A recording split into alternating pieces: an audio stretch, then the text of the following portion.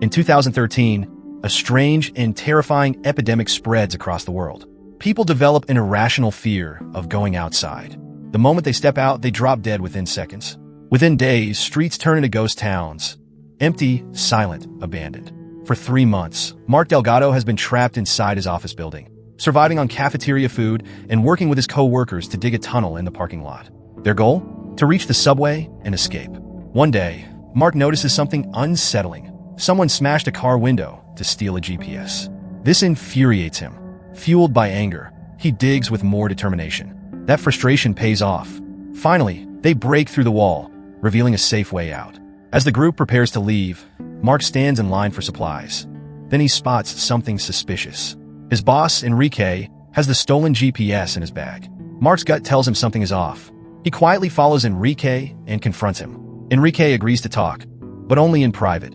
Mark suddenly recalls how they first met.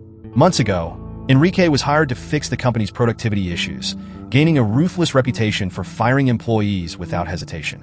When he called Mark into his office, he scolded him for missing deadlines, ignoring Mark's explanations about how difficult programming is. Then came the ultimatum: finish the project by the end of the month or lose your job. Mark worked late nights, struggling with code that kept failing. The frustration grew. His girlfriend, Julia, called to say she and her friend Andrea were closing their shop, reminding him about dinner. Mark promised he'd be there, but then his computer crashed.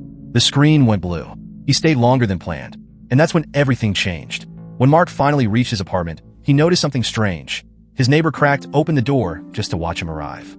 Inside, his girlfriend had already eaten dinner without him. She was busy making toys for her shop, carefully examining a puppet she was thinking of keeping. Then, out of nowhere, she brought up the idea of having a baby. Mark hesitated and said it wasn't the right time. That night, he couldn't sleep. He flipped through the TV channels until he landed on a disturbing news story about a Canadian teenager who hadn't left his house for 6 months, paralyzed by fear, and had recorded his own suicide. The next morning at work, the same video was playing everywhere. It made Mark's co-worker, Rovira, so uneasy that he abruptly walked away. Another co-worker pointed out that Mark hadn't changed his clothes or even showered in days. Back in the present, Mark tells Enrique he needs to find his girlfriend. The subway tunnels are the only way, but they'll need a GPS since phones no longer have a signal. He makes Enrique an offer. If he helps him, he'll give him all the supplies he took from Rovira's locker. Enrique refuses at first, but when Mark threatens to expose his stolen GPS, he changes his mind. After saying goodbye to their co-workers, the two men step into the dark subway tunnels. They have a GPS, but to save battery, they rely on an old subway map. The tunnels are packed with people, and gunshots echo in the distance. They pick up the pace, finally reaching a station overflowing with survivors. Suddenly, a teenager snatches Enrique's bag and sprints away. Mark and Enrique chase him, weaving through the crowded station, rushing upstairs, and even dodging a fire. The kid finally reaches a group of 3 men. One of them, his older brother, is a former cop with a gun. As the city outside plunges into total darkness, the cop forces Mark and Enrique to kneel. His brother digs through the stolen bag, pulling out the GPS. Then the cop steps forward, demanding Mark's bag too. Before he can react, the lights inside the station flicker out. In the chaos, Enrique lunges at the cop, grappling for the gun. Mark tackles the boy, scrambling to grab the GPS as it slips to the ground, the screen cracking on impact. Mark clutches the bag tightly and hides behind a column. Meanwhile, Enrique wrestles the gun away from the cop, shoots him dead, and wounds his partner before rushing to Mark's side. Without wasting a second, they blend into the crowd, the cover of darkness making their escape easy. They stop by the stairs. Enrique quickly wraps a bandage around a cut on his hand while Mark checks if the GPS still works after the fall. Thankfully, it does. When Mark notices Enrique holding onto the gun, fear creeps in. What if Enrique betrays him and leaves him behind? But Enrique reassures him. He's keeping his word. Mark's mind drifts back to the days before the lockdown. One morning, as he was leaving for work, he heard a loud buzzing from his neighbor's apartment. The door was slightly open. Curious, he stepped inside, only to be hit by a horrible stench. The place was packed with trash bags. The smell made him gag. Before he could react, his neighbor lunged at him with a knife, furious. "Why are you here? You never cared before. You don't even know my name." Mark managed to calm him down and asked how long he had been inside. The man admitted he hadn't left in months. He tried, but fear held him back. Later that day, at work, Mark saw something even stranger. His colleague, Rovira, was being dragged out of the office by security guards. He had been secretly living there, never going home. Rovira fought back, but once they forced him outside, he collapsed. He started convulsing right there on the pavement. Mark had a gut feeling about what was happening. He begged the guards to bring Rovira back inside. But it was too late. Rovira was dead. Determined to understand, Mark searched Rovira's locker. Inside, he found survival gear, canned food, a flashlight, even a gas canister. That evening, he told Julia everything. He knew something was seriously wrong. She comforted him. They made love, trying to push the fear away. Now, back in the present, Mark wakes up from a nap. Enrique is gone. Panic sets in. Did he abandon him? But soon, Enrique returns carrying a plastic bag. He's found something to protect the GPS from water damage. Together, they head back into the subway tunnels. As they walk, Mark tries to get Enrique to open up. Who, or what, is he meeting at his destination? But Enrique refuses to say a word. They push forward, heading into the subway tunnels. Mark tries to pry into Enrique's plans, to understand what awaits him at his destination. But Enrique keeps his secrets. One thing, however, catches Mark's eye. Enrique saves the seeds from everything he eats. Following the GPS, they find a passage to the sewers and jump in. The water cushions their fall. Wading through the tunnels, they eventually reach the area beneath Mark's apartment. To get inside, they come up with a plan. Hang the gas canister from the ceiling pipes and shoot it, causing an explosion. Enrique takes the first shot. He misses. Mark tries next. His first attempt fails too, the deafening blast making his ears ring. Blood drips from his earlobe. He steadies his hand and fires again. This time, the canister explodes. The shockwave knocks Mark onto the ground. Enrique helps him up, and together they scramble through the wreckage and into the building. Like the subway, it's filled with refugees. Mark's old neighbor is still in his apartment, but Mark's own door is broken. Through the spy hole, a shadow moves, an eye staring back. Anger flares inside him. He slams against the door, shouting. A man inside shouts back in a foreign language. Then, an opportunity. Mark sees the man's hand, exposed through the gap. Without thinking, he bites down hard. The man stumbles back, and Mark bursts in. The man pulls a knife. Enrique draws his gun. A tense standoff. Then a small voice. A little girl steps forward. She speaks their language. We had nowhere to go, she says softly. The apartment was empty. A moment of silence. Both men lower their weapons. Mark surveys the space, his home, now occupied by strangers. His eyes land on a familiar sight. A photograph of Julia. He grabs it from the wall and turns to the family. Have you seen her? The mother and daughter shake their heads. No one was here when we arrived. Mark stares at the photo, his chest tightening. Was she really gone? After looking around the place, Enrique finds nothing to eat in the fridge, just some dead doves being prepared for a meal. Digging through the trash, he spots an old popcorn bag and pulls out the remaining seeds. He also grabs a kitchen knife. Meanwhile, Mark walks over to Julia's work table, where he finds her puppet. As he picks it up, he notices a drawing made by Julia's daughter. But something catches his eye, a name scribbled in the corner. When he flips the paper over, he realizes it's an ultrasound image. Julia was pregnant the last time he saw her, and he had no idea. Memories flood his mind. He recalls their last night together, watching the news about a deadly pandemic called the Panic. The virus was spreading fast, and the government urged people to stay calm and go about their lives as usual. Mark was furious. His frustration grew when the news showed pregnant women giving birth in horrific conditions. He ranted about how irresponsible it was to bring a child into such chaos. That was the moment Julia realized the truth. Mark never wanted kids. All his excuses over the years had been lies. Devastated, she ran to the bathroom and locked herself inside, ignoring his pleas. Defeated, Mark left for work. As he walked through the city, he noticed something strange. The streets were emptier than usual. Trash overflowed from bins, and a man on the subway wore a mask. At the office, he tried calling Julia, but her friend Andrea answered instead, saying Julia didn't want to talk to him. Panic set in. Just as he decided to return home, everything changed. Phones and TVs suddenly lost connection. But the moment he stepped outside, a wave of dizziness hit him. He felt sick. With no choice, he rushed back inside and stayed there, trapped. Now in the present, rain begins to fall. Mark and Enrique help the family collect water, using an old stretcher. All across the city, people scrambled to place buckets and pots under the downpour, desperate to refill their water supply.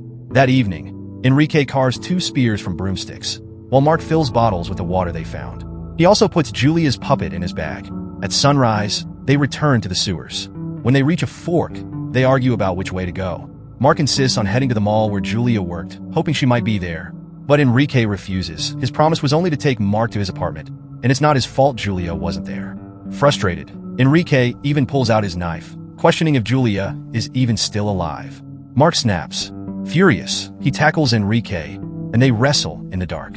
In the struggle, Enrique's knife falls, and Mark drops the flashlight. It shatters as it hits the floor.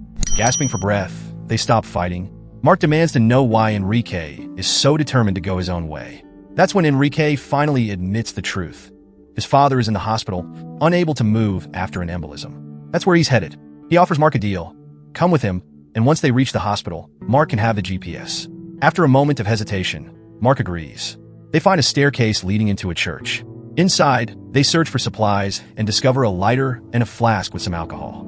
Using these and some wood, they start a fire. But the light attracts attention. They hear noises. Gripping their spears, they investigate.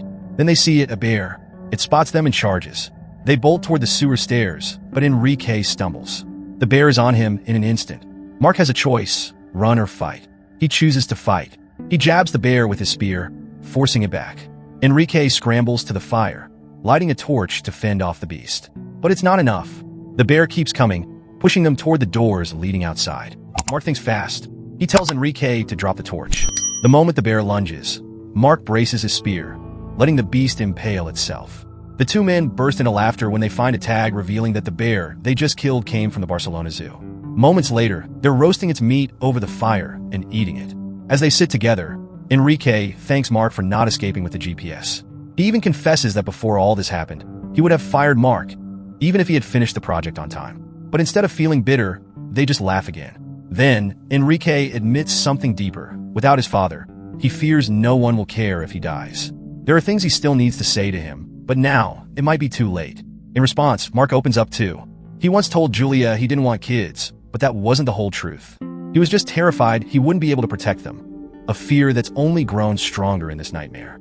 Hours later, they head back into the sewers and run into a family coming from the opposite direction. One of them is injured, so Mark and Enrique tell them to follow them to the hospital. But the family delivers devastating news. The hospital where Enrique's father was staying has burned down. Panic takes over Enrique. Without thinking, he dashes into a nearby building, climbing flight after flight of stairs until he reaches a high enough floor to see the city below. His worst fear is confirmed. The hospital is nothing but ruins. Feeling like he has nothing left to live for, Enrique smashes a window with a chair, ready to jump.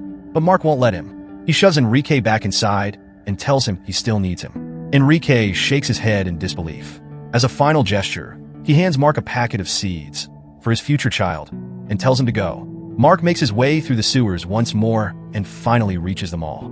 The parking lot is filled with bodies, but he pushes forward, ignoring the eerie feeling that someone or something is watching him. He races to Julia's shop, but instead of finding her, he stumbles upon Andrea's mother's lifeless body. Desperation sets in. He searches through papers and notebooks, tossing them aside in frustration.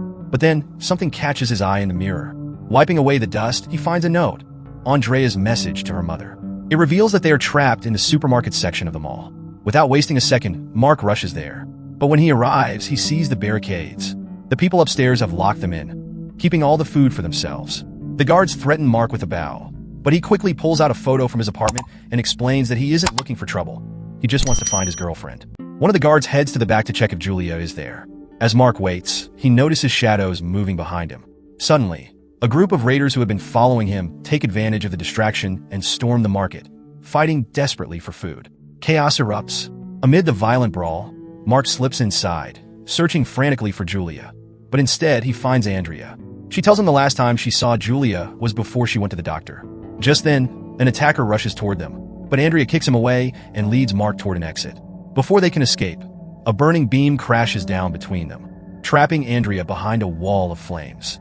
She manages to push open the doors, but as Mark urges her to run, she freezes in fear. Moments later, the ceiling collapses on top of her. With no time to grieve, Mark turns and sprints in the opposite direction, only to be tackled by a wild raider. The attacker raises a knife, ready to stab him, when suddenly, Enrique appears, knocking the man away and helping Mark to his feet. "I knew you'd still need me," Enrique says. But the fight isn't over. The raider lunges again and drives his knife into Enrique's stomach. Despite the pain, Enrique shoves him back and raises his spear to strike, then hesitates. It's just a kid. Instead of killing him, Enrique lets him go. Pretending his wound isn't serious, he urges Mark to hurry. The building is about to collapse. They escape through the sewers again until they find a hole in the ceiling, likely dug by someone else. Climbing up, they emerge inside an abandoned movie theater. The place is eerily empty. Mark rushes to the glass doors and sees Julia's doctor's office just across the street. But there's a problem. The tunnel leading there is completely blocked. Desperate, he runs upstairs and peers out the window, scanning the building for any sign of Julia. At first, nothing. Then, there she is. Heart pounding, Mark slams his fist against the glass and shouts her name. It seems hopeless. But suddenly, Julia turns. Their eyes meet. After everything, they finally found each other. Both burst into tears, overwhelmed with relief. Mark races downstairs to tell Enrique. But when he finds him, Enrique is slumped in a seat, bleeding out. Mark wants to find something to stop the bleeding, but Enrique refuses, saying his time is up. With his last breath, he tells Mark to stop complaining and cross the street to finally reunite with his family. Then, Enrique dies. Mark takes a moment to grieve before following Enrique's advice. Both he and Julia reach their doors, but Mark hesitates. Finally, he steps outside. Instantly, he feels sick and dizzy. His ears start bleeding, and every step is a struggle. But he keeps his eyes on Julia, pushing forward even after collapsing. He crawls the rest of the way as a blinding white light surrounds him. Suddenly, Julia's face appears above him. As the light fades, Mark realizes he has made it. He's crossed the street and reunited with the love of his life. Together, they build a new life in the building, collecting rainwater and planting the seeds Enrique left behind. Their son is born strong and healthy. When he learns to walk, he ventures outside on his own, proving that the new generation is immune to the panic. Years later, a group of wandering teenagers arrives. Mark and Julia decide to let their son join them, giving him a chance to explore the world and maybe even rebuild civilization from scratch.